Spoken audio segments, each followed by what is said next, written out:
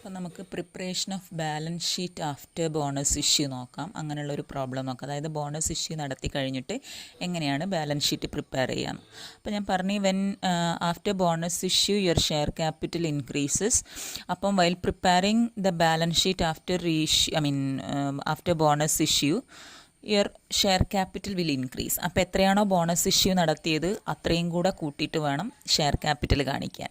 ഇനി bonus provide ചെയ്തത് ഏതിൽ നിന്നാണ് നോക്കണം അടുത്തതായിട്ട്. അപ്പം it may be provided out of free reserves or profit and loss account as the case may be. അപ്പോൾ ഏതിൽ നിന്നാണോ ബോണസ് പ്രൊവൈഡ് ചെയ്തിരിക്കുന്നത്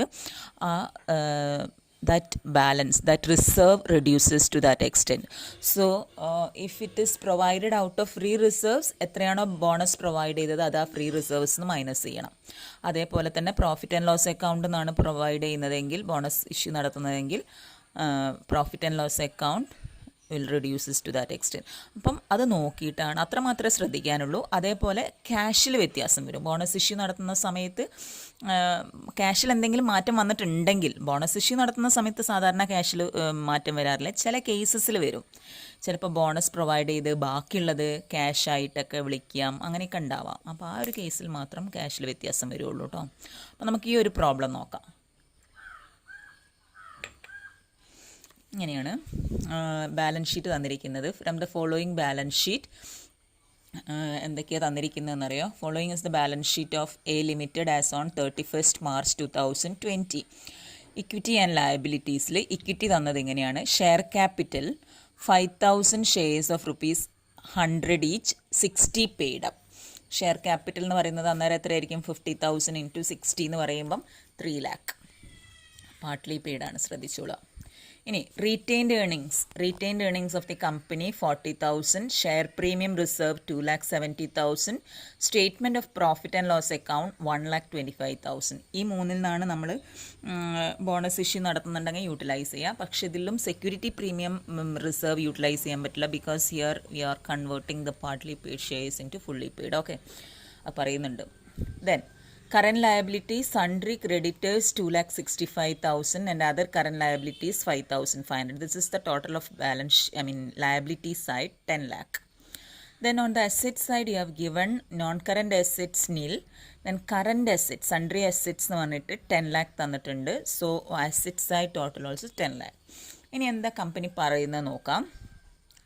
The company resolves to distribute 1,50,000 rupees, 1,50,000 as bonus to be utilized in paying up a call of ₹30 per share.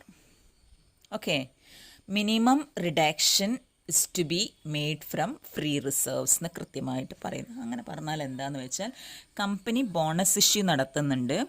എത്രയാണ്?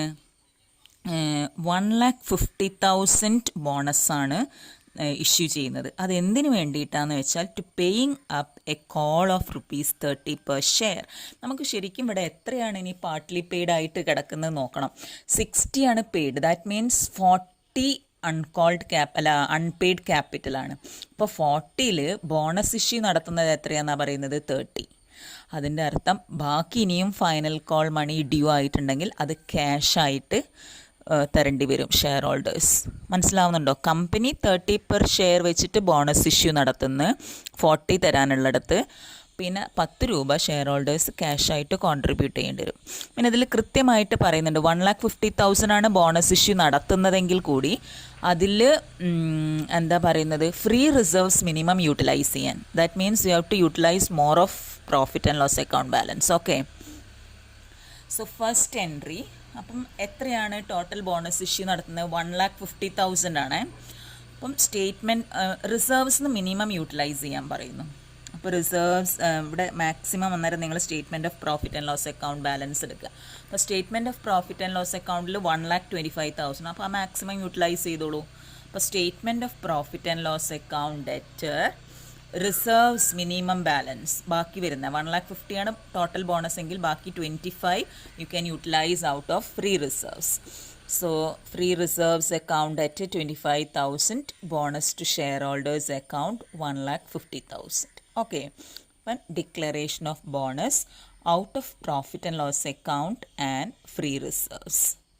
Okay, then second entry, here you are converting the partly paid shares into fully paid. Okay, so എത്രയാണ് ഇനി നിങ്ങൾക്ക് final call money due ആവാനുള്ളത് നോക്കണം. Final call money എന്ന് പറയുന്നത് 40 per share ആണ് ഇനി കിട്ടാനുള്ളത്. Final call money എന്ന് പറയുന്നത് അതാണ്.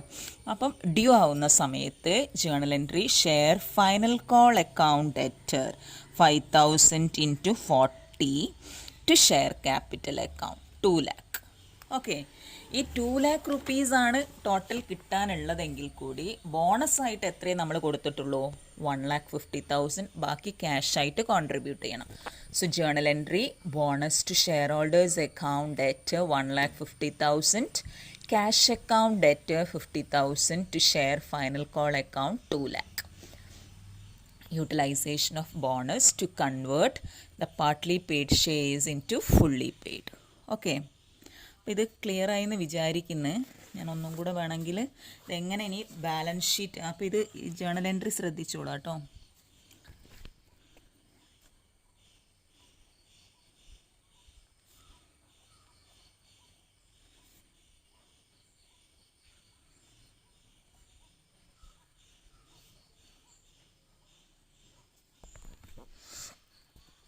ഇനി അങ്ങനെയാണ് ബാലൻസ് ഷീറ്റ് പ്രിപ്പയർ ചെയ്യാൻ നോക്കാം. After bonus issue how to prepare balance sheet എന്നുള്ളതാണ്.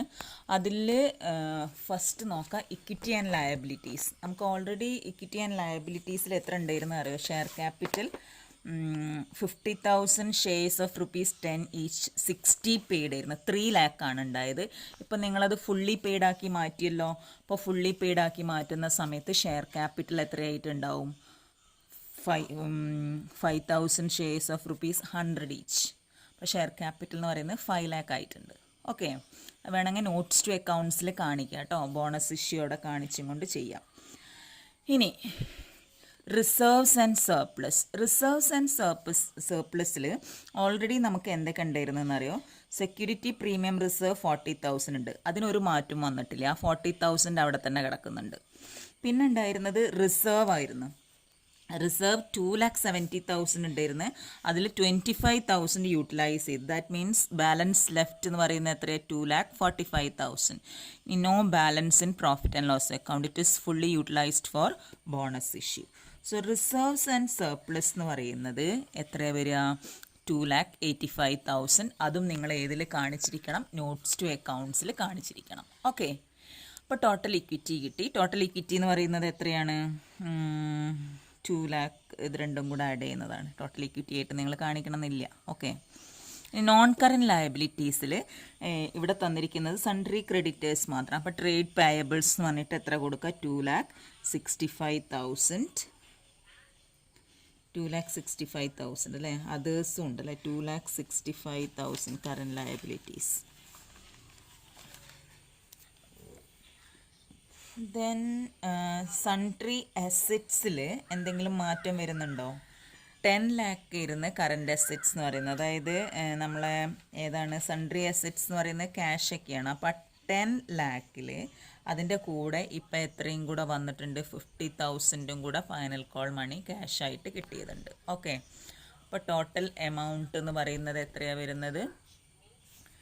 10,50,000. 10 അസറ്റ് സൈഡിൽ 10,50,000 വരും. ഓക്കെ, 10,50,000. അപ്പോൾ ടോട്ടൽ എത്രയായിരുന്നു നോക്കൂ? 10,50,000 ബാലൻസ് ഷീറ്റിൻ്റെ ലയബിലിറ്റീസായി ടോട്ടൽ ചെക്ക് ചെയ്യണേ. ഒരു 5 lakh വരുന്നുണ്ട്, 2,85,000 വരുന്നുണ്ട്. പിന്നെ ട്രേഡ് പേയബിൾസ് എന്ന് പറയുന്നത് 2,65,000. അപ്പോൾ നിങ്ങൾ 10,50,000 വരുന്നോ നോക്കണം. ഓക്കെ, 10,50,000. ഓക്കെ, ഇങ്ങനെയാണ് ബോണസ് ഇഷ്യൂന് ശേഷമുള്ള ബാലൻസ് ഷീറ്റ് കണ്ടുപിടിക്കുന്നത്. എന്തെങ്കിലും ഡൗട്ട് ഉണ്ടെങ്കിൽ നിങ്ങൾക്ക് വിളിക്കാവുന്നതാണ് കേട്ടോ.